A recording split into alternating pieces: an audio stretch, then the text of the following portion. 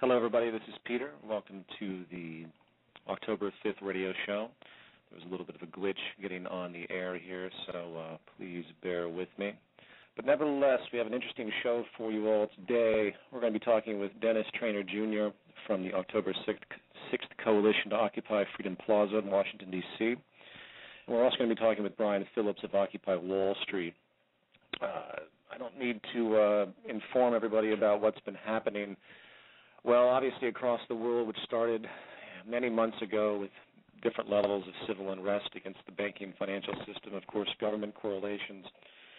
But it's spread now to America with a unique lack of media attention, which I'm sure many of you have recognized as well, with lots of pundits and newscasters and political officials shunning this occupation, as it were, that seems to be spreading almost exponentially through the United States and, of course, the world as well. Occupy Wall Street's where it began a couple of weeks back, and it's something that the Zeitgeist Movement needs to be very privy of and pay attention to and, in fact, become a part of, at least if you feel that it's in your interest, in your courage to do so. Essentially, what it comes down to is we need to get our message out there so the protesters can have a larger sense of what can actually be done as far as change. The issue at hand really is about, I don't know, I hate to say the word ignorance, but I've been watching a lot of the reactions and a lot of the demands, and I am going to be talking with the individuals I mentioned later in the broadcast about these issues.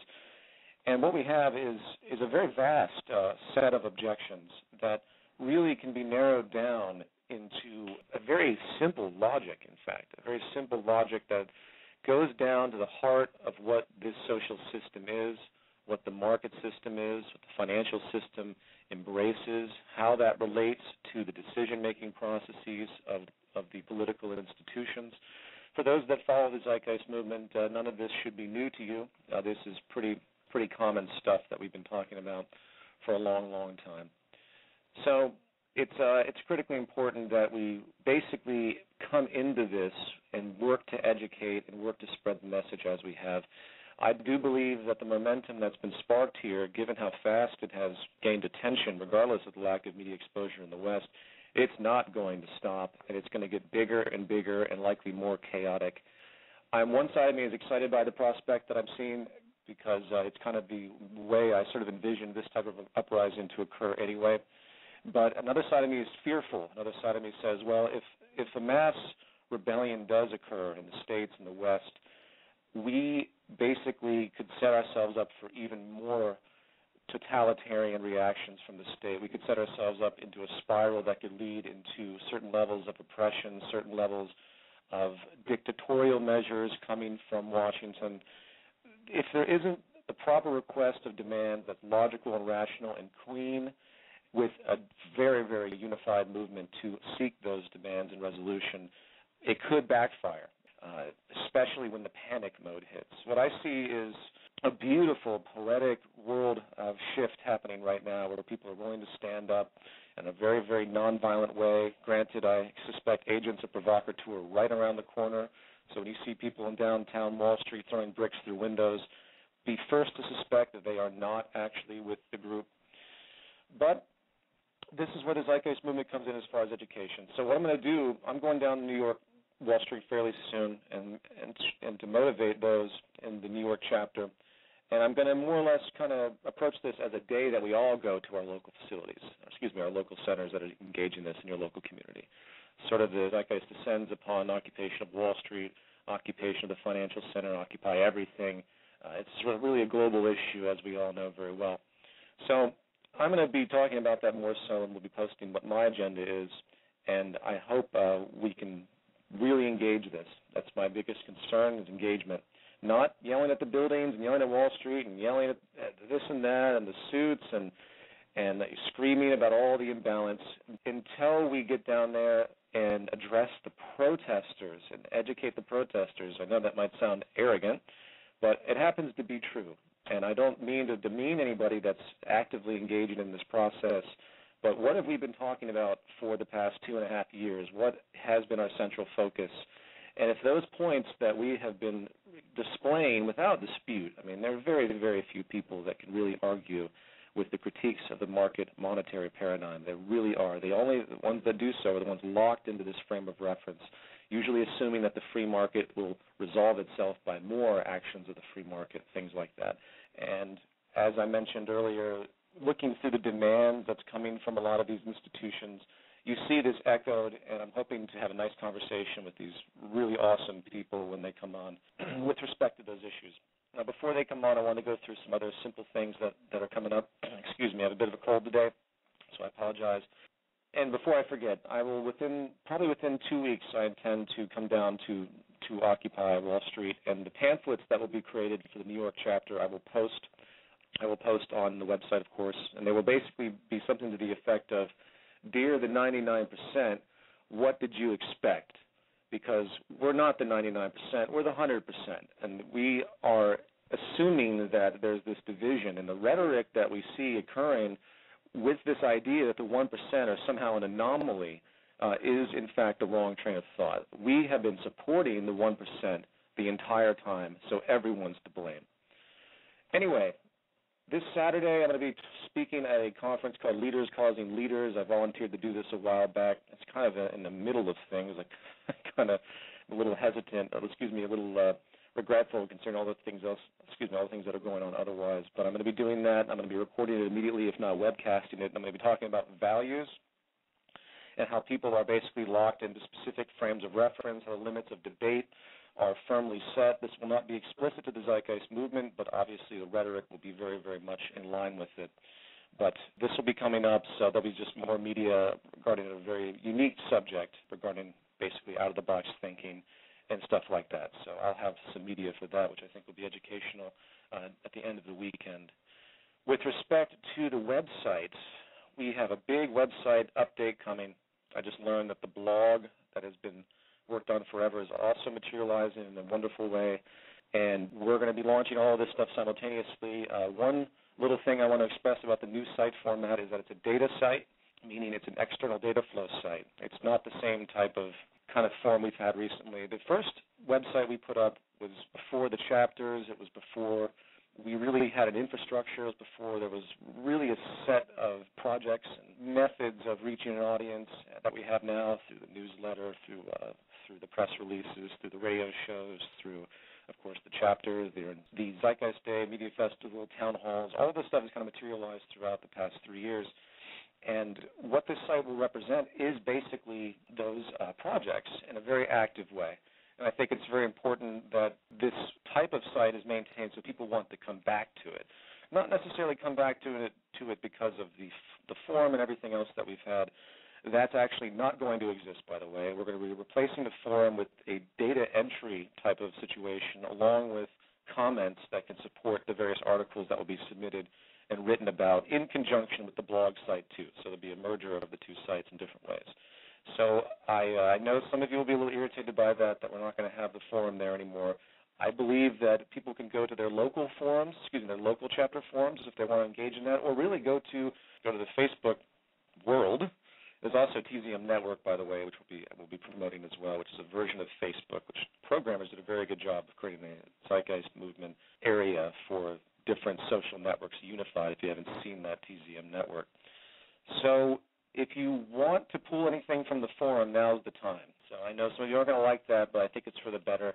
It enables a certain focus, and it will enable less noise, and it will enable us to pull out important data and submissions that we can post as opposed to getting lost in the forum, which is something that happens very frequently.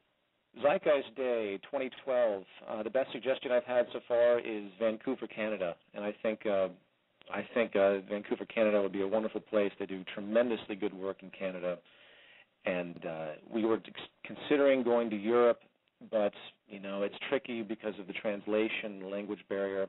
We're considering having auto translation for the audience in a kind of in a technical medium, but that's tough. So I think Vancouver, Canada is the best prospect we have so far. So that should be pretty cool. Nothing's set in stone yet, but I wanted to throw that out there. Zeitgeist Media Festival, that's right, I haven't had a radio show since that occurred. Right, Zeitgeist Media Festival was such an amazingly positive thing that happened across the world, and a lot of us took big financial hits, but we all took it in stride, and I think for the first event that we were doing this, it really was a tremendous landmark. Lots of food was raised, unbelievable awareness. I made tons of unique connections with other organizations that are doing similar types of projects, and this will grow every year. And as this system continues to deteriorate, people are going to constantly look to find different avenues of expression and avenues of community, really, to figure out where their place is as far as advancement. And there's no better place than the arts when it comes to things like that. And, of course, I don't want to go into the explanation of how it relates to Zeitgeist Day. I think we've already done that as the intellectual medium, and then the media festival is more of an arts medium. One thing that didn't come out of that for me, which is kind of interesting, there's a project out there that has a lot of unique celebrity interest called Project Peace on Earth. You go project-peaceonearth.org. And they approached me to be on the steering committee of this musical event thing that they're mirroring the media festival in a strange way, but they had preconceived this a while back. It's very interesting. It's different from what we advocate, but the gesture of it's actually quite beautiful.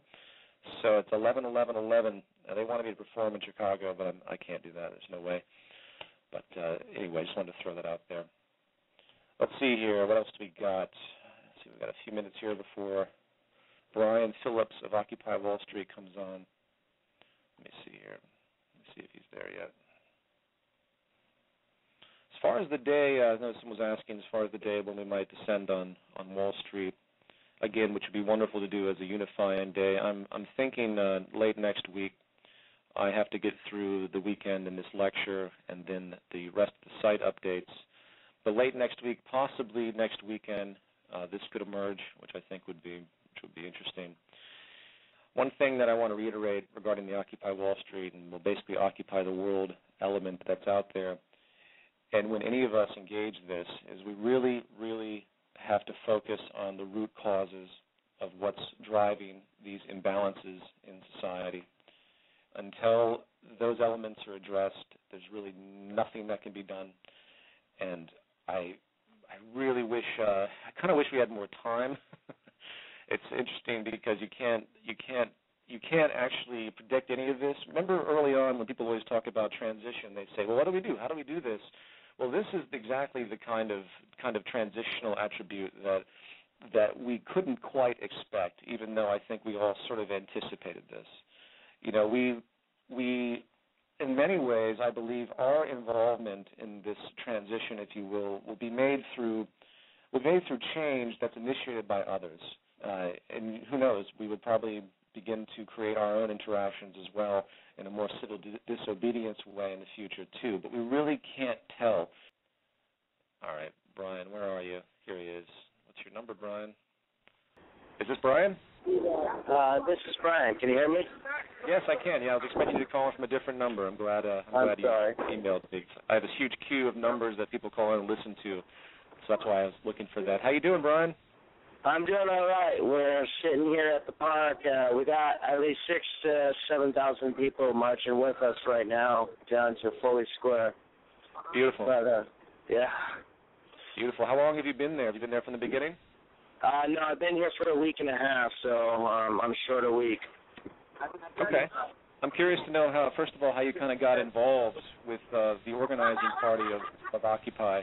Yeah, I just showed up and I let people, know about my experience and where I'm from and stuff like that. And just with that information, they kind of threw me into the circle. That's great. And what is your position, if you will? How are they regulating people's labor? Communications director and head of security. I basically am building the internal infrastructure for the communications of all the occupiers around the country. Nice. And I'm also doing security just for the Occupy Wall Street area. Are you familiar with the Occupy Together website? Yes, I am. Yes. That's great. That's great. Yeah, I was really happy to see that. I'm not sure how familiar you are with the work that I've done, but I always kind of reiterate that this is really kind of a global issue. Would you identify with that as well? Oh, yeah, definitely is. The great thing about it is, too, is being that it is a global issue, we are already occupying other cities around the world, too. No, I know. I've been reading about that.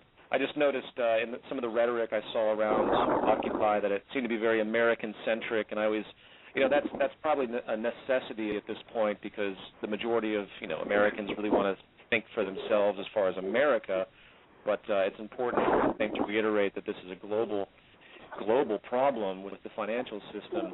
So in about 15 minutes, Dennis Trainor Jr. from the October 6th Coalition to Occupy Freedom Plaza is going to join us. Have you met him?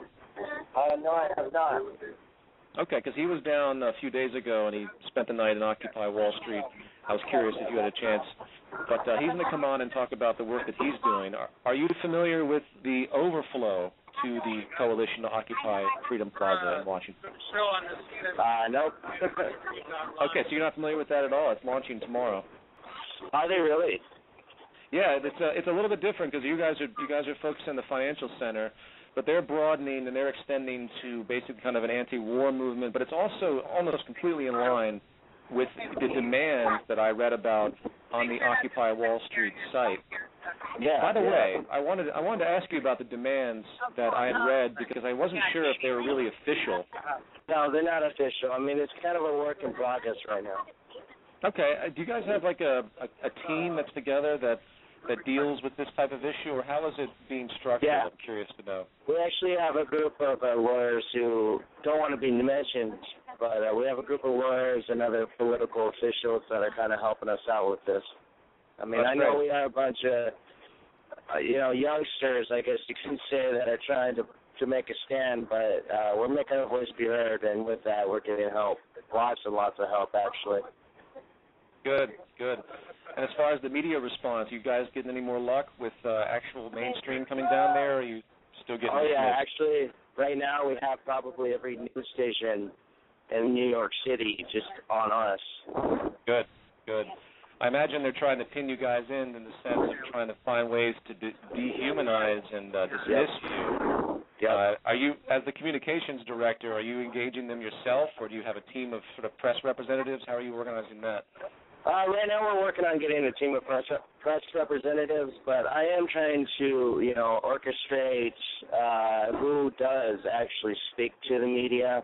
For the most part, I think we're doing okay. I know we could do a lot better, though, because they do challenge us. I got to tell you, from Washington State, hitchhiking on the way to New York to Washington, from Washington, it's a different culture. A lot of people here actually they're intelligent.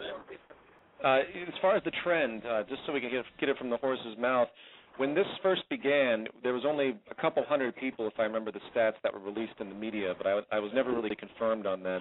How many people do you think you're collecting as a day on average as this continues? On average now, during the day, we have probably about 3,000 people, and at night we have, I'm thinking, 400 now. Tents are not allowed, so we're adapting and overcoming the situation. We're using tarps and other means such as bivy sacks and stuff like that. Okay, excellent. So, I wanted to talk about this also when Dennis comes on, but, since you're the communications director, the biggest question is really the demands. If you could summarize, for the audience what it is you guys want, go ahead and do so. I'd love to kind of get a general summary of what's happening. Yeah, I'm going to summarize it. I'm going to make it simple for everyone to understand, and, it's going to be basic. We want the corruption and the, corporate influence in the government to stop. We want the Federal Reserve to be pulled out of the United States because, I don't know if everyone knows this, but it's a private company, and it's the main lead cause of our economic fall. So, that's it. We want the corruption. We want the lies and everything just to stop. We want change. We're tired of it. Sure. Yeah, believe me, I think we all share that frustration. One thing just on the issue of corruption, are you familiar at all with the Zeitgeist Movement's view of the social system and the source of the corruption that we see with respect to how the market system is basically organized? Yeah, I've been doing a little bit of research on it. Actually, I don't know if you put this out, but there's a video that was just released that was really, really powerful. I don't know if it has anything to do with you guys. I don't know. There's lots of people that make independent videos. I'm not sure if I've seen it, but I see Dennis in our queue, so I'm going to go to him in 1 second. But In fact, let me go ahead and just bring him on, then we'll bring this into a larger conversation. You guys can meet each other as well, because I think this is a great connection. So 1 second. Dennis. Yes, speaking. Hey, Dennis. This is Peter. How are you? I'm well, thanks. How are you? Doing very well. I hope we can navigate this. You're actually also on the line with Brian Phillips from Occupy Wall Street. I was going to try and do this as kind of a community issue, which I thought would be a good idea. But that's great. Brian, I'm going to leave Brian alone for a moment, but stay on the line, Brian, so we can chat with Dennis. So, Dennis, your occupation, if you will, starts tomorrow, correct? Tomorrow, October 6th, which is the beginning of the second decade of the Afghanistan War, thousands upon thousands of people will descend on Freedom Plaza, and we're not leaving. The broad demand is that we want to bring the troops and the financial resources attached to them home and redirect those resources towards human and environmental needs. Beautiful. Now, we've been watching Occupy Wall Street and have found what they have been doing incredibly inspirational.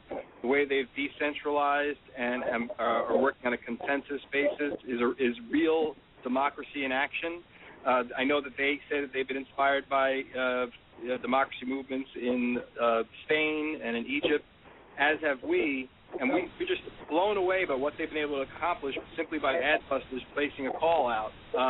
Well before Adbusters placed that call out, we've had organizations and people building this thing starting on the 6th, going back since May. So I think that basically we're addressing the same things that they're addressing. And we've met some of the people at the Occupy DC event that they've been down here since the first, and we think that enough people are engaging in revolt right now, and the verb revolt is going to turn into the noun revolution soon enough. Yeah, absolutely. Well, I'm happy to have both of you here, and I couldn't agree more with what you stated, Dennis. And in the gesture of it all, that is exactly the type of movement and change that needs to occur on the sort of surface level. And what I wanted to bring up, first of all, Brian, meet Dennis. Dennis, meet Brian, if you haven't already met, because you guys are on the same. Hey, Brian, how are you? I'm good. How are you? Hey, I got news for you. My father, who's like about 65 years old, he's a union organizer with the Communication Workers of America. He's one of the thousands marching with you guys right now. Great. Yeah, we got a lot. Yeah. Good. Yeah. Good. That's fantastic. Well, Dennis, we put out the press release for the movement regarding what you're doing, and the movement has a slightly different position with respect to the root causes of what's happening in the world. And I wanted to kind of pick both of your minds with respect to your view of what this market system and its motivations have actually created. I'm from the disposition, and all the research that I've done is that the flaw of this system that both of you are adamantly and profoundly addressing, the flaw of this system produces a series of consequences, and the consequences seem to rise to the top more than the root cause. And this is our biggest concern in the movement. And basically, the movement itself represents an anti-market type of environment. We believe that the corruption that's being seen both in government, which to my mind is an outsource, if you will, of the economic model, is actually a manifestation of the psychology and structure that's built into this system, which is basically the monetary market model. I don't know if any of you saw my last movie, Zeitgeist Moving Forward, but it does a very large critique on this system itself. And the movement is working to try and counter the system.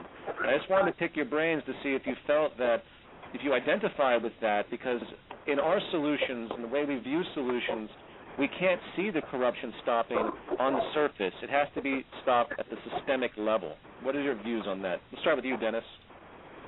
Well, I think that I would agree with you that there are no easy solutions to the problems that we face right now. It's not about some kind of constitutional amendment or some constitutional reform or just electing the right woman or man into office. The whole way that society functions is completely out of whack. It's driven by greed. You know, Oliver Stone is probably losing his mind that Gordon Gekko in Wall Street was a satire, and you know, and he's got 25 years worth of Gordon Gekkos who turned the world upside down. So I think Zeitgeist done a good job in opening people's mind to look much deeper. I myself am not a policy wonk. I'm a kind of a broad stroke guy. I think that greed and capitalism, the way it's structured now, is a homicidal freaking maniac run out of control, and we have to stop it somehow. Too bad we're getting so much noise, I think, from Brian. Hey, Brian, is it possible to go somewhere without so much noise? It's kind of hard to hear. Yeah, give me 1 second. I'm sorry, guys. That's okay. We've had so many people here. Dennis, I couldn't agree more. The manifestation of what's happened in the system seems to be magnifying the worst that could possibly happen right now. And it's just every year it seems to get more and more, quote, corrupt, and the greed mechanism seems to be more and more strong. But I guess the solution that sticks in my mind, if you think about it systemically, is how can you maintain that type of balance in people's behavior when the system continually reinforces those elements that basically, generate the greed and say, okay, greed is good, this is what we're doing, we're self-maximizing. This is where the little conundrum comes into my mind, and these are the things that I'm going to talk about when I come down and try to engage some people with Occupy Wall Street, or maybe even come to the coalition that you have at Freedom Plaza. My biggest concern in all of us is like, well, if we're going to attack the system, if we're going to do something to try and change it, maybe we should try to get to the closest possible source we possibly can. And this is, of course, open to heavy debate. But, Brian, with respect to everything that we've just said, what is your view on the market system as a root source of many of the problems that we're seeing that might be magnifying the greed and the corruption that you speak of? No, I completely agree with you guys, and I think the market, it just needs to be stopped in a sense.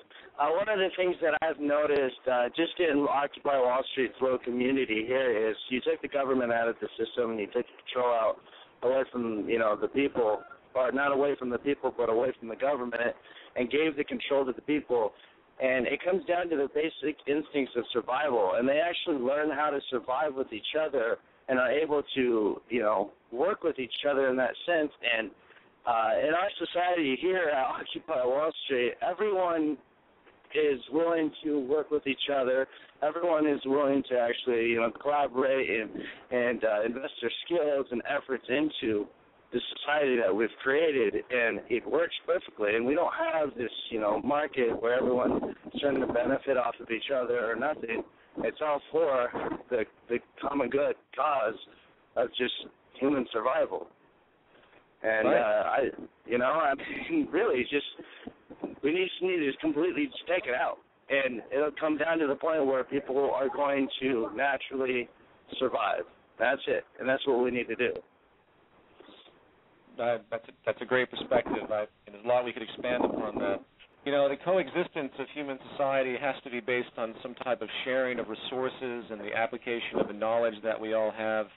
And one of the biggest tenets that we talk about is what if, and just as Dennis talked about, what if we took all of our resources that were spent on war and this maintaining of our separation, and we focused on creating the best possible products, the best goods, if we focused on solving problems with those resources, and it even transcends money. It's not even about money anymore. It's about actually using what we know to help and create peaceful coexistence and prosperity. And exactly. I just think it's wonderful to see all of this converging. And I guess that's the one thing I try my best to leave with anybody I speak with is if we could just get on that plane of a train of thought, and I think both of you are definitely there. Going back to you, Dennis, what's the plan with what you guys have coming over the course of the next few days? You're just gonna kind of wing it, or do you guys have a set structure of how you're choosing to maintain the occupation? We a little bit of both. We have a pretty tight schedule for the next 4 days. Built into the schedule is open assemblies, but we also have we have some speakers and some bands. We have kind of a festival-like atmosphere the first couple of days. We have open mic sessions for performers and musicians and comedians. We've got storytelling tents. We've got training sessions, small breakout sessions. We've got foreclosure and housing rights advocates, environmental activists, people doing breakout sessions. We've broken down on our website, October2011.org, 15 core issues that we feel like that the country and the world needs to face right now, and we'll have breakout sessions around those issues every day, and then from a consensus model that will come out of the Assembly, civil resistance actions that happen off of the Plaza every day based on what happens there. So we've tried to, as best as we could, create just the structure. There are about 40 people on the steering committee who've been working on this for several months. But what we hope to do is invite people to step into that structure, and just like these people are doing on Occupy Wall Street, is this steering committee that I'm a big part of right now will cease to function, in less than 24 hours, and we're going to turn it over to whoever shows up, in a real direct democracy kind of way. Wow, great. That sounds dynamic. I know Lee Camp is going to be there too, right? I just on his blogcast. Lee is going to be, Lee I think is going to be there. He'll be here tomorrow, but I think he's going to perform for us on Friday. Yeah. And Lee's a friend, so I know that's how you and I came to be introduced. So. Right, that's great. And as far as the unification of all these movements, what we have is this sprawling out of control of people that are getting excited by this. And we've seen here in Los Angeles, we're getting a permanent occupation group there. And it's obviously spreading in Boston and many other places. Is there any effort happening right now with you, Dennis? And I think, Brian, you mentioned that you're working with Occupy Together, the website. But, Dennis, is there any efforts happening for you to unify as well with these other groups that are doing this? Well, I was actually down at the Occupy D.C. encampment early this morning. I did another interview with another news outlet, and I went to say hello to them. So we're reaching out to them, and we feel like there's going to be a lot of spillover. I'm sure we'll go over there, and I think tomorrow most of them are going to come to us and vice versa. The one thing as far as expanding or unifying that I feel like we have to be very careful about is now that you're able to get some media attention, you have some mainstream, like even Democratic front groups like MoveOn.org, and Van Jones is trying to. I was interviewed on TV this morning, and they thought I was part of Van Jones' organization, and I said, no. We're not about promoting parties or politicians. They're the problem, and so are these these groups that have their teeth in as front groups for the Democratic Party. That's how we lost free Medicare for all. Is that MoveOn.org came and put the public option on the table. So, as far as expanding with these other groups, I feel like what we're learning from them, and we're being inspired by them, what they're doing on Wall Street, and so that's an expansion, and it's almost 100% overlap, and I think what we stand for. So sure, yeah. I guess back to points I made earlier with respect to the unification of. With respect to what the real problem seems to be, which is systemic and global, whether it's the corruption of government or whether it's the rampaging greed that seems to be born out of the inherent mechanisms of the market system, it's something, I would hope that something could happen where a council could be created, if you will, with all of these organizations. I'm not referring to MoveOn.org. As far as I'm concerned, they're far too establishment. I'm talking about the grassroots uprising that's occurred. Basically kind of the Occupy Together website that I saw, which I wasn't sure how sanctioned that was, and to try and get point people from each occupation to come together in a central place to work out these demands that you guys keep talking about in the most rational and complete way you can. Because the biggest thing they're going to use against you in the media is the fact that, they're just so disorganized. They don't know what they want. You guys have already been suffering that so far, haven't you? Yeah. So you got... And of course, that's nonsense, because anyone that's been listening to the uprisings across the world understand the common theme that's been developed here. And, it's pretty obvious. But, that's what I'd love to see in my own personal view, take it or leave it, is try to unify all of this and then to create a set of proposals and demands that will alter this social system for the betterment and well-being of everyone. And that's hopefully the page that can be established. Would you guys agree with that? I think it's fascinating, Peter. If we have a set of demands that are global, who do you present those demands to? that's why the grassroots element is so critical, where the table becomes set with completely different people. Eventually, I believe the occupation will lead to civil disobedience on a level that's never before seen, where people will they'll stop engaging the system. I don't believe in violence. I'm sure everyone knows that. What I believe in is the Martin Luther King Gandhi issue, where you just stop supporting the system. And if this thing really takes hold, you have unbelievable power against the establishment, because you won't be supporting the 1% or basically any percent, and they'll have to make a decision on which side they want to be on. And at that point, it's an open slate, and that's really what I love to see. That's the way I've sort of envisioned this ultimate revolution, if you will. So that's why I throw that out there. I mean, that might be something to keep in the back of your mind. Actually, I definitely agree with that, and I've been working with some lawyers and some other, political officials around that concept, and I guess they're calling it opting out. We opt out. We buy some land, and we start our own colonization in a sense. Yeah. Well, I just don't think that the political establishment is going to really be there to serve any of us after a certain point, because of what the political establishment is. And it's going to take a very different type of social approach, I believe, to get us on a sustainable path that's actually human conscious, But I won't belabor all of that. I think it's really tremendous what you guys are doing. I won't keep you too my longer. If you have anything else you'd like to say, I'll start with you, Brian. I want to make aware of other websites we are using. We have occupy.org, and nowtheweather.com. Our livestream.com/Global Revolution, and then we have occupytogether.com. One of the things I am working on to connect all of the other occupies is a communication point for everyone to get together, and it looks like we're probably going to start using the new Google Plus Huddle. So just to let Dennis know about that. Great.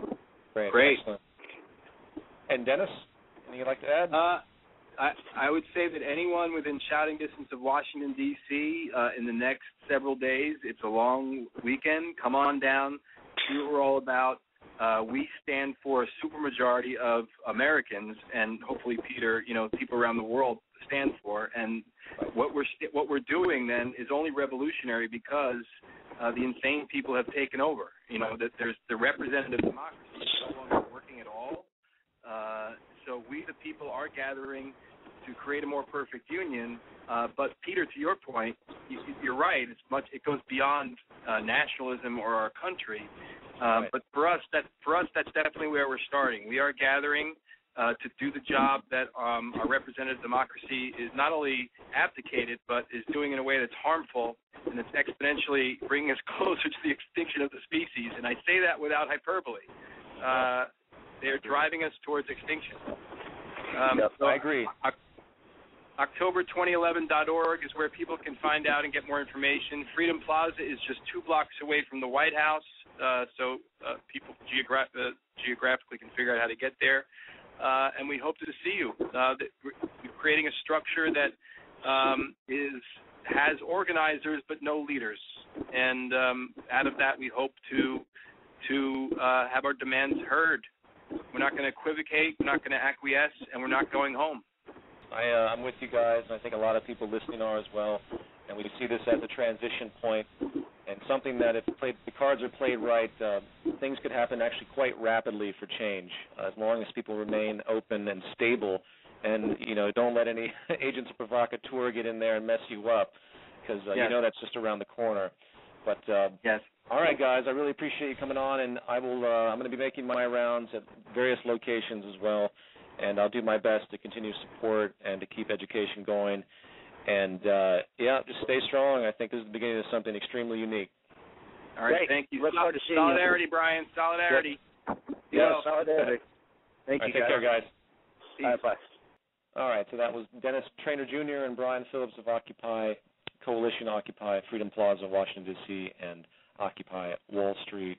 When I first started to talk about this issue or sent out, the support for Occupy, Coalition Occupy, Freedom Plaza in Washington, D.C., they say, well, this isn't necessarily what the Zeitgeist Movement has talked about. We're not really a protest movement. And this is absolutely true. We're not a protest movement. We've talked about this a great deal.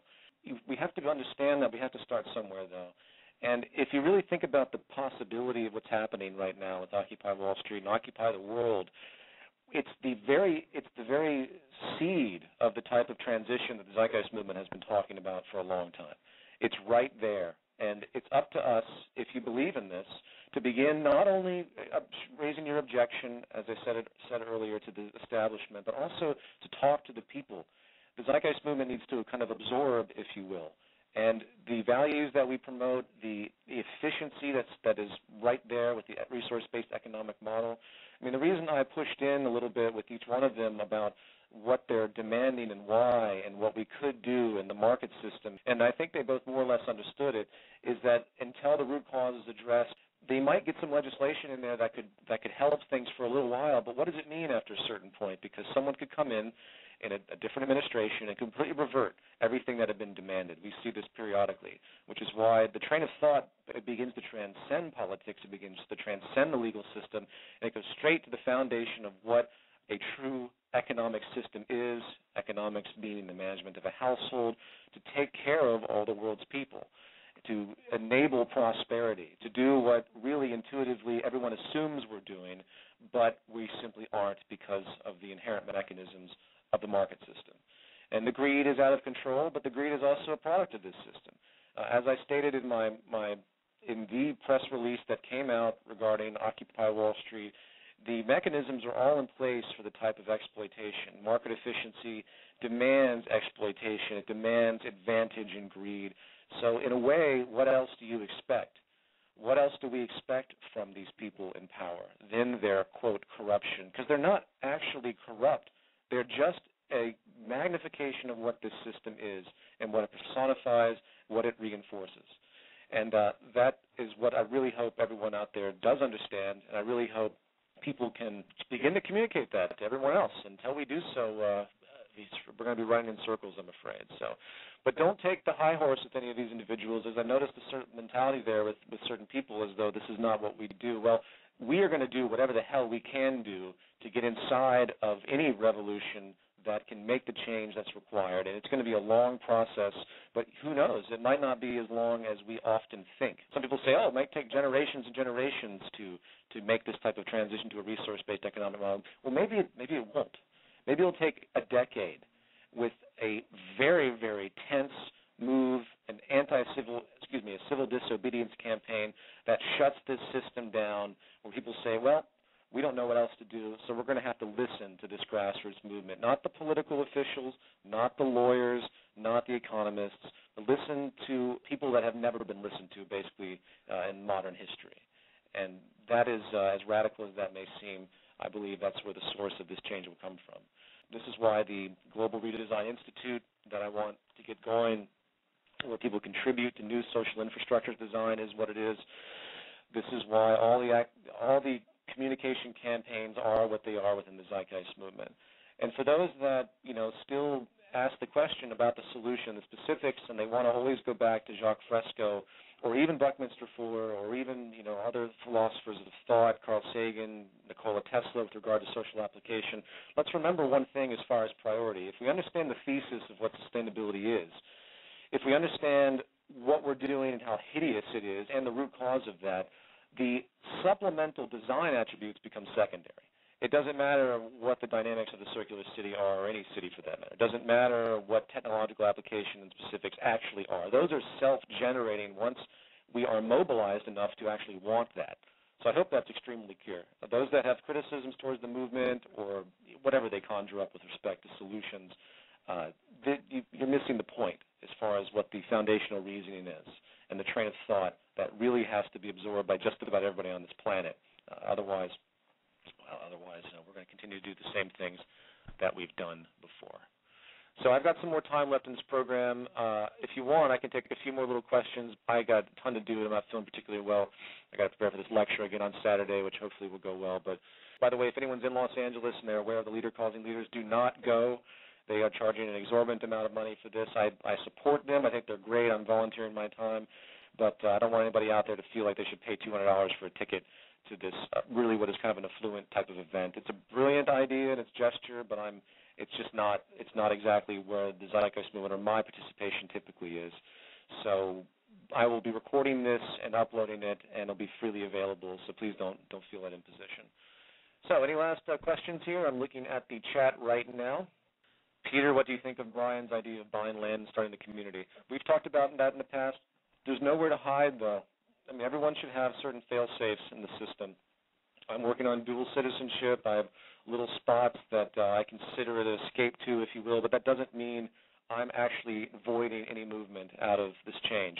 Being in a city center, as I always have, is one of the most turbulent places you can be, and there might be reason to remove myself from city centers at a certain point, but I don't reflect on that, and I don't necessarily assume that's going to happen per se in any way that would be a threat to me or anybody else that I know. Community centers are not a solution, so just keep that in mind.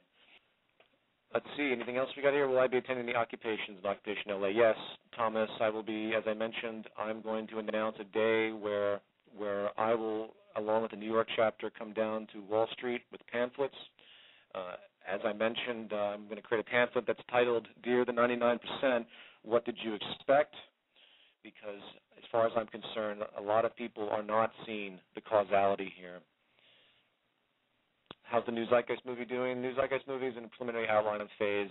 Everything just keeps coming up, so I really can't do much at this time. But it's going to be very unique what I've had in store. And it's actually changing in my mind as the world changes. I mean, I am completely going to be adapting this to what's actually happening at the point in time, because this film will take place in the present day as far as its narrative.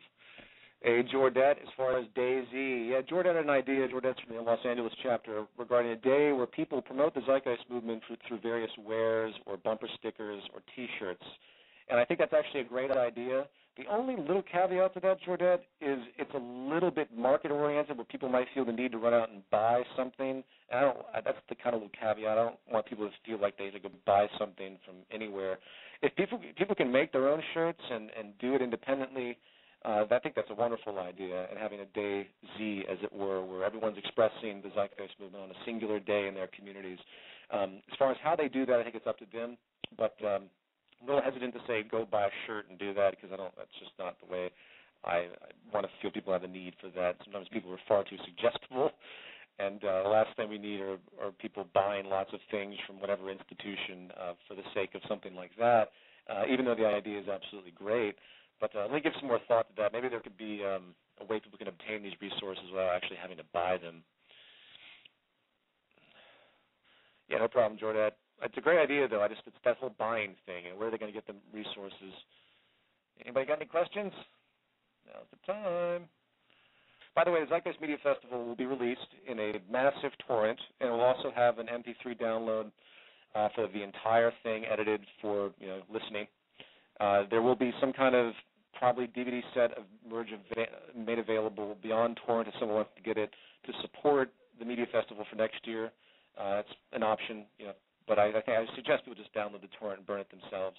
That's really, people have gotten pretty good at that, and it's easier to not have to house all that stuff for resale and everything else. But that was a beautiful event, and I hope to get some of that stuff up really, really soon. Some previews were put up, but they didn't represent hardly anything. Question, what about jobs that can't be automated by machine, such as caring for the old? Thanks, James. That's a unique question. First of all, let's get the myth away that we are going to automate everything and no one has to ever do anything ever again for the rest of their lives ad infinitum. That isn't at all what the automation element is about. First of all, why would anyone want to live that way? People love to do things. People love to create. People love to design. People love to participate. People love to get their hands dirty. This is the human condition. We like to do stuff. And I think the trick here is we need to get people on a plane where they can do relevant things that actually have a reward. Most people, I believe, volunteer their time for things that they enjoy, such as working for the fire department or helping the elderly or donating time to work with poverty or soup kitchens. In our orientation guide, it was denoted, sourced through Jeremy Rifkin, The End of Work, which is another source from another company, but that's where I first read about it. And it blew me away that 50% of Americans donate X amount of hours on average per week, and it was an outrageously vast statistic. So they're not being paid to do that. They do it because they enjoy the contribution and the reward they gain from it. And that is the mentality that has to be harnessed with respect to a new economy that's based on automation. People are going to step over each other to want to do things, not waiting tables. But I believe that people will really want to contribute. They'll feel that urge and that reward, not for monetary gain either. So, why would you not take care of your mother if she's ill and not feel reward from that because you care about her? That can be extended to the community as a whole. I believe that there will be a much more caring society. Even if things cannot be automated, people will step in to take care of their role because they want to, because that's what the society is. We got to get away from this idea that no one will do anything without monetary gain. That is a colossal, twisted distortion. If you want case in point, well, look at me. I've blown outrageous amounts of money. Not blown at all. I'm not operating for monetary gain at all, and I'm on the verge of basically bankruptcy after the media festival. But I enjoy it because I know I'm doing something when I look back upon, I will have respect for myself, as opposed to the bullshit I used to do in Wall Street and advertising that literally I don't even remember. All I have is this blur around like 8 years of my life that vanished. I don't even remember anything. It was just such a loss of time. So I hope that answers your question. People will take care of each other if the system supports it and rewards it. Peter, what about creating a single, short, concise pamphlet that is the same for all chapters that we can give out to those camping out in each city engaging in this protest? Venus Freedom, that's precisely what I want to do. That's precisely my suggestion. I think people will adapt these pamphlets. I actually started to write one earlier today, and that's exactly what my intention is. I want have a downloadable PDF, either editable in InDesign or some other program, and people can update certain segments of it to be relevant to their areas, and that's exactly what we should do. That's why I mentioned the title, Dear the 99%, What Did You Expect? And if there's anything that will draw a conversation, it will be that one. So when I go down to Wall Street, I'm going to have a banner that basically says that, and I'm going to let people come up to me and yell at me. Full Zeitgeist Moving Forward interviews, yes. Rubbermuck, amongst the billion other things I have on my list, I do have all of those sitting in files, and I really, really, really want to get them out. I just want to do it in a very clean way. I mean, there's these huge multi-hour interviews. They have to be semi-edited. It's just too much data. There's too much back and forth and different camera corrections. So you can imagine. I mean, I think I ended up with with multiple cameras, I ended up with at least 25 hours of footage from just Moving Forward alone. And I even want to release like the addendum stuff, finish that with the probably the best interview I ever had with Jacque was the addendum interview I did with him the very first time I met him when I went and visited. And that's about, man, that's long too. That's probably about 6 hours of footage, of one camera footage. Okay, Peter, what is the movement's, your view on animal welfare and carnivore? Does anyone know what Jacque says about this? I assume you're referring to vegetarianism. I think in the course of evolution, humans have taken certain roles. We are omnivores, if I remember that term correctly. I don't eat much meat because of the processing. I don't agree with any larger philosophical disposition. It's hard for me to rationalize it logically, but I do think that in time, through advancements in engineering of different protein structures, if you will, that we will not have to kill animals in the future, and Jacque has actually stated that as well. Jacque said in the future, we can engineer the type of meats, if you will, in a very, very clean way without half of the disease possibilities that we have from current, processing that we have, without half of the horrible treatment of animals, too, where they grow these chickens and they get stuck to the gates. I'm sure you've all seen Food Inc. and all those atrocities. I'm against the production of meat by the system, but I don't necessarily buy the idea that we invariably have to just not kill anything, because it's intrinsically biased, and I'm not assuming that anybody here thinks that way, but I grew up with a lot of vegetarians and vegans, and they had a deep moral association to that. And, if you read, like, Jacques Loeb, he did all these interesting experiments on seemingly inanimate organisms, and what is our comprehension of other forms of life? We say they don't feel pain. It was actually found that the sensitivity of certain plants was much higher than what we consider to be animals. These are open issues, but I think in the broad view, it's really a matter of humanity. I mean, life kind of feeds on life, but if we can just be humane with this process, then I think it's a natural element of life. But again, in the future, Jacque has stated that we don't necessarily have to kill anything, so keep that in mind. Okay, what do we got here? Dun, dun, dun. Okay, let's see that. Are you taking calls in the phone queue? No, I'm not going to do that right now. It just gets to be too chaotic, and I have no idea who's there. What's Jacque Fresco doing at the moment? Is he spreading his across the globe, I assume, information? I think they continually put out little conferences, little talks. Jacque is always doing something, and it's always great to listen to him. Have I spoken with Russell Simmons? He's talking about organizing hundreds of thousands for Occupy Together on Real Time with Bill Maher. No, I wasn't aware of that. I'm fascinated to see the celebrity interest that has been emerging with this. That was the thing that excited me the most immediately, was to see how fast many celebrities came down, and I think that's brilliant. Let's see. TVP challenge. Peter, do you plan on working with Scott Keller, RBE candidate? The difficulty, I would have to learn more about what Scott's doing. What immediately jumps in my mind with anybody who's running for office is the amount of money that they would require for fundraising.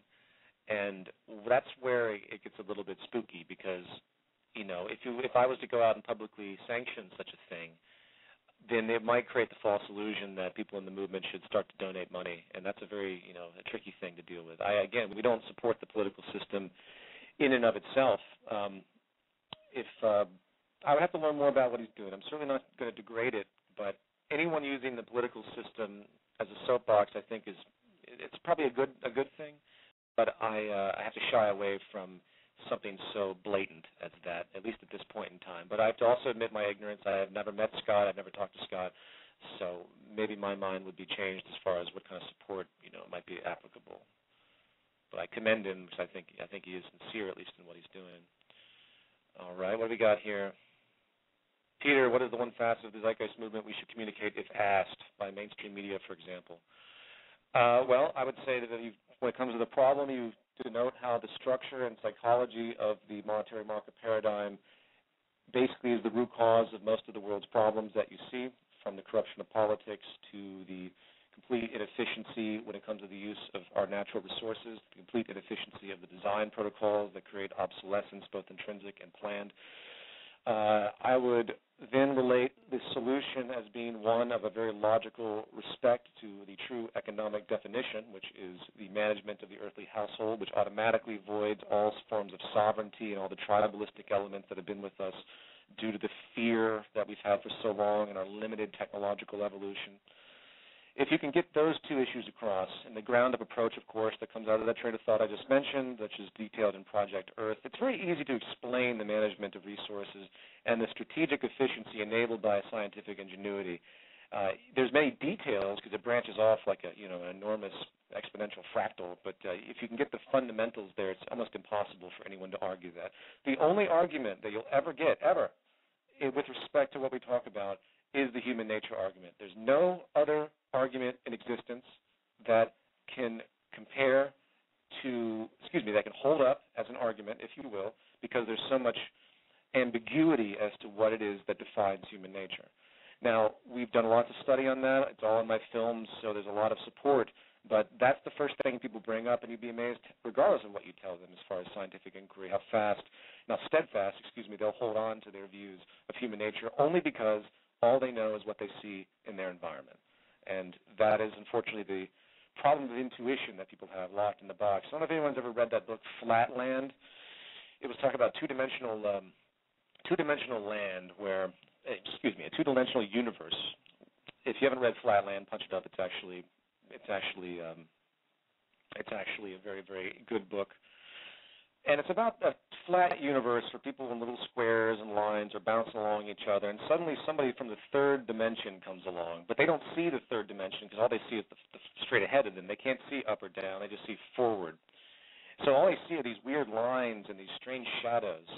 And that's really a great analogy to the psychology of people. It's in their intuition. People that throw water on a gas fire, on an oil fire. There's a larger order recognition that simply isn't acknowledged by most people because they've just never had the frame of reference to look at things in that way. And that's why the human nature argument is so persistent against what we do. That's why the communist thing is considered anti-human nature, even though what we talk about, of course, isn't communist. But they use the example of historical precedents in these broad views to say, oh, collaboration doesn't work, which, of course, is absurd. And 99% of human society actually supports a collaborative structure as opposed to competitive. In pockets. It's open for a larger order conversation. Okay, what else we got? See, I'm looking at about 15 minutes left here. Peter, have you watched Century of Self? Yeah, Century of Self is a wonderful, wonderful documentary. Everything that I believe Adam Curtis puts out is fantastic. I almost interviewed him, in fact, for Zeitgeist Moving Forward at the early stages of its development. I wanted to just get his view in general. I don't know how broad he goes in his own personal life as far as, expressing what he really feels. He's very much a documentary-oriented individual, and sometimes they will discuss things that, are for the sake of discussion as opposed to what the individual actually believes. But I really appreciate everything that he's put out, especially the most recent stuff. Okay, I just got a message from Ross C. To what extent are the job losses due to economic outsourcing as opposed to outsourcing to machines? This is not to deny technological unemployment, but rather understand the extent to which each is responsible. Thanks. Well, as I said on the RT interview, I don't really regard the outsourcing issue because it's like L.A. outsourcing to Sacramento. It's like New York City outsourcing, Manhattan outsourcing to Brooklyn. It's the same area. It's the same land masses. It's the same planet. So outsourcing doesn't mean anything. I don't care about America as far as employment. That's not the problem. The problem is global with the evolution of technology and the failure of the growth system, which is upon us now across the board. So I hope that makes sense. Oh, let's see. I'm jumping random here. Peter, have you considered the problem of real estate in a resource-based economy? Malibu, Hawaii. As far as prime real estate, so everybody wants to live on the coast. Everyone wants to live on the edge of a cliff. You know what? That's not actually true. That's not actually true that everyone wants that. And this isn't a utopia, first of all. Let's assume that there are certain elements of a resource-based economy based on our value system now where there is scarcity, which there always will be scarcity.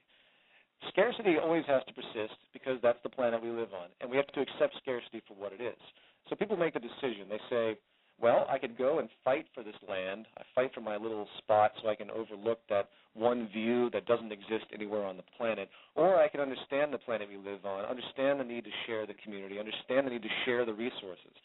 And probably the best thing to counter that with is the fact that when you don't have a job, when you're in a digitalized culture, which we're almost there now, even with the market system, where you can move around constantly, where property becomes a position of access, where you can gain the things you need across the world, as opposed to loading up these massive moving vans and limiting your flexibility. When you don't have to stay in one place because of that labor position, because you're in downtown and you have to go drive back and forth, that will enable people to move around a great deal. So the flexibility of those spaces, I think, will be opened up. I think people will have access to many different forms of real estate, and they'll move around. And therefore, that will nullify that idea of having that permanent kind of position, of that elitist view of, here's my mansion on the edge of the cliff. But beyond that, that's a secondary notion. Beyond that, one way or another, people are going to have to realize that they have to share the planet, and systems will be worked out where that can materialize. So remember that the value system of people obsessing about these little cultural nuances, it's more or less temporal, and it has to be temporal because we exist on a planet that's scarce one way or another. We have an abundance to provide for all the world's people to a certain degree, but that doesn't mean everyone can have a 50-room mansion and 3 jets parked in their front lawn. That's actually a form of violence. That's a form of violence against the population to assume that you deserve that much more than somebody else. So I hope that makes sense. Okay, Peter, what is one thing that people do not seem to grasp in these ideas in your experience? Well, that's a big one. Usually again, the human nature argument is the biggest. People just love to assume that we can't operate in certain ways. I think if there's anything that needs to be firmly established and continually explored, it's how society has changed, how our brains have not changed much in thousands and thousands of years, yet our behaviors have changed dramatically. If you can get people to see the flexibility, as Robert Sapolsky said in my interview, the one thing about human nature that's interesting is that we are really not susceptible to our nature. We're not restricted by our nature. And the evolution of human thought is the best example of that. It wasn't that long ago that, people were slaughtering others and ripping their hearts out and showing it to them for sacrifice to random gods. This was just a couple hundred years ago that happened in Mexico. There's anything and everything. You think of it, a society has probably figured out and done it, and it just goes to show the flexibility. It doesn't mean good or bad. I think people are not good or bad because there's no such thing really. People are whatever the system reinforces, whatever is culturally acceptable, and that's really the issue. So I would say that's the biggest issue. Most people can understand the technicals; they just reject it. Below 45, so the entire planet will have the consciousness to know how to act. The people of the world have to learn a common value set if they're expected to get along. The reason that the societies have remained stable for so long amongst different cultures is that usually there's an imposition, a belief system that holds people together. What did Constantine do in Rome when he began to use Christianity to unify all other pagan religions? He realized that this is how you control people. If you have everyone in different pockets of thought, different religions, different belief systems, different socioeconomic views, you're going to lose control. And that's not only from a standpoint of hegemony, that's also from the standpoint of social capital and general cohesion. You have to have a shared value system, one way or another. And the beauty is that we finally got to a point with scientific reference, our scientific ingenuity, is that we can see the bottom line, at least the closest we ever have, with respect to what defines us, how society should operate if we want to live and be healthy and sustainable. And if we can basically admit that to ourselves and have that value system and everyone begins to identify that in the largest possible mass we can get, then we'll nullify all the conflicts that are out there, and then a new social system will emerge. My biggest objection to a lot of institutions out there, is the fact that they are institutions. They're not creating thinkers. The Zeitgeist Movement needs to create thinkers. It's easier said than done, but that's exactly what we have to do. We don't want to create followers. I don't want anybody to quote me. No one should be quoting Jacque. No one should be quoting Buckminster Fuller or quoting Carl Sagan in some blind way. Oh, that's what they said. If you can't pick up the train of thought, if people can't pick up the train of thought and share it and build upon it, then we're lost. And that's why why the Zeitgeist Movement is the communication thing that it is, and why I think the logic shows that we put the technicals secondary to the train of thought and value system. The technicals will come. The technicals will come once people understand the underpinning of what's possible and how it will benefit human society as a whole and create our sustainability. Okay, what else we got here? What did you expect is not a good way to gain support and interest? Yes, you're absolutely right, but it's provocative. Listen, I have always a jaunty comedic element to the way I operate, and if I have to piss people off to get their attention, I'm happy to do it. This is my personality, though, so no one else has to orchestrate this way. If I walk down to Wall Street and want to draw attention to myself and feel that what I have to say is important, then I'm going to try to find a way to provoke people into gaining conversation with me, even if I'm looked at negatively.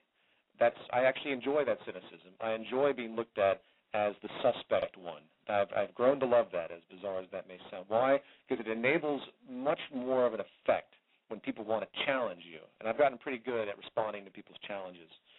So I'm not trying to put people down. If you read the pamphlet that I'm going to create for New York, or myself at least, it's going to be very, very positive. But we have to get that point across. What did they ever expect from this system? And that pamphlet will denote why that train of thought is what it is, and hopefully awaken those that read it to see that we have a much larger problem at hand. It's not just going to resolve by, demanding living wages or demanding free education or demanding we stop wars or demanding new infrastructure investment. All those are patches, and I think people will eventually realize that. Let's see, Wave Treks Infinity. Peter, any idea how long it will take for this global revolution happening now to actually make a difference, not just entertainment for the 1%? Well, Wave Infinity, this is the ultimate question. I really don't know. If you remember back a year ago, people were saying within the community that, this will never happen. You'll never see the kind of uprising. You'll never see anyone question the monetary system in any real way. You'll never see people question even money itself. I've noticed over the course of the past year an outrageously fast, accelerating reaction to the negative consequences of this system. And I've heard rhetoric come out that I have never heard before. Go back in history and find any protest movement that actually was directly against money, the workings of money, the financial system, infinite growth. You're not going to find it. You're not going to find anyone out there, even in the Great Depression. All it was about broad social systems, if you read through the literature that was documented. No one really went to the core of the issue. No one said, why did the system do this to us exactly? I mean, they did. I take that back. They did. But nowhere anything I've read was there a causality that hit anything other than, say, the Federal Reserve Bank and the general shenanigans that came of it. None of it went to the market system.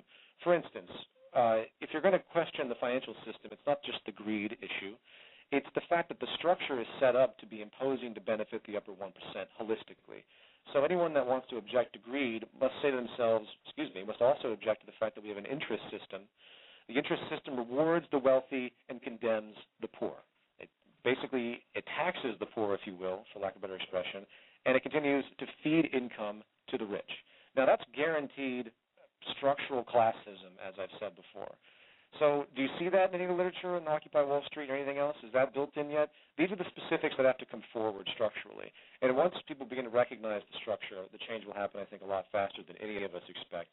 I just hope it doesn't get too out of hand too fast where you have to start backtracking because of this sort of disarray and confusion and eventually panic. That's my biggest worry, as I stated early on. There's an element here for panic once the system continues to deteriorate, which is happening very, very rapidly.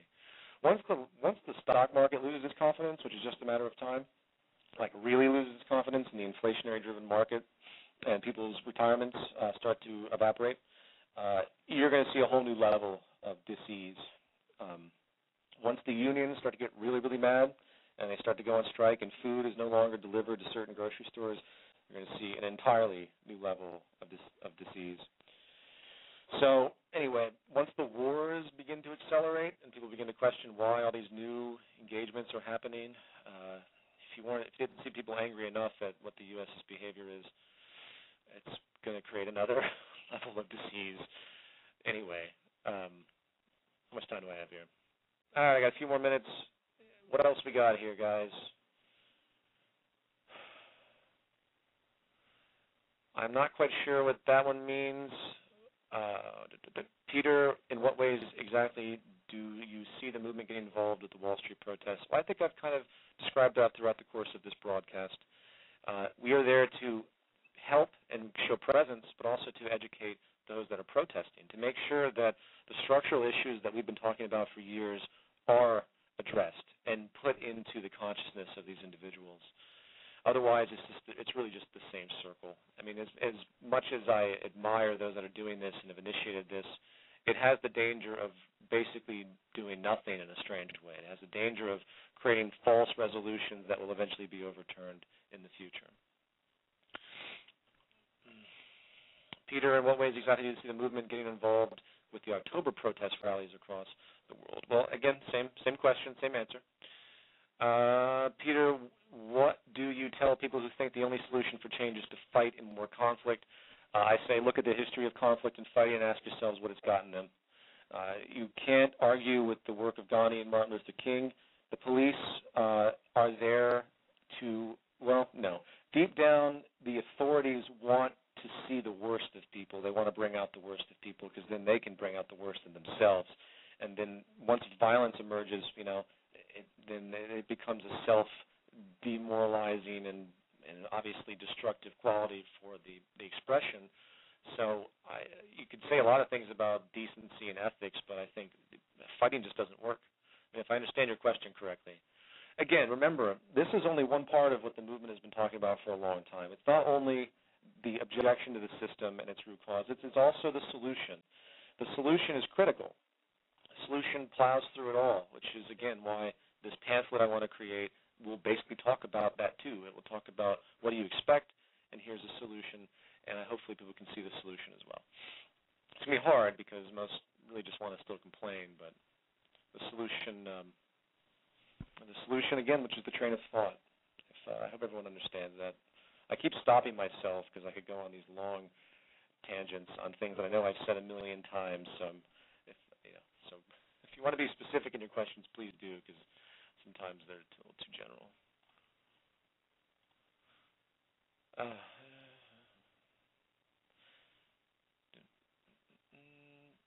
Peter, how do we best reach those who benefit from the status quo? Well, those who benefit from the status quo are going to be such the minority after a certain point of time that their benefit is going to become nominal. Unless they want to walk around with 1,000 security guards with automatic weapons around them once the system completely collapses, they're not going to have a lot to... The main thing that supported the status quo are the values that people have had, which basically identify with the status quo, assuming that they will be in that position at some point. That's the old fallacy of the American dream.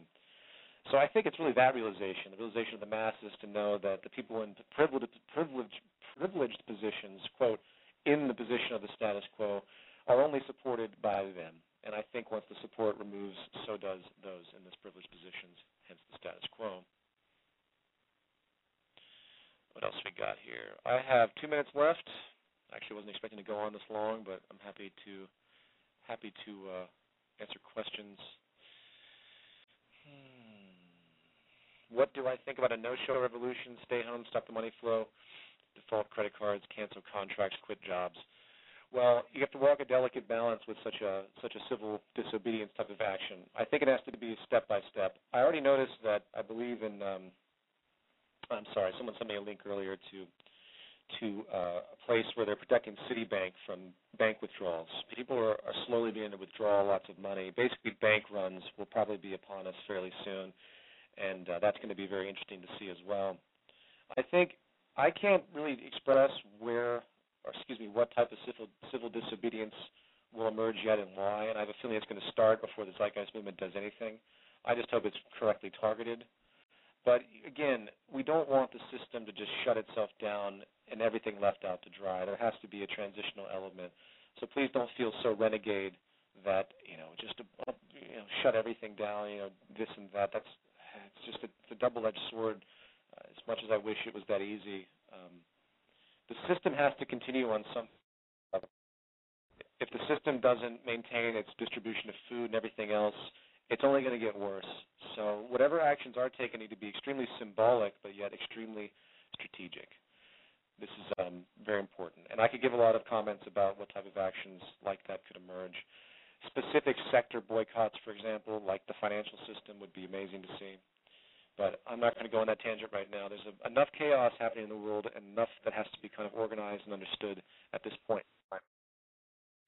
Anyway, I'm going to let it go from here, and I appreciate everybody chatting, and I hope everyone got something out of the rather chaotic discussion with Brian and Dennis.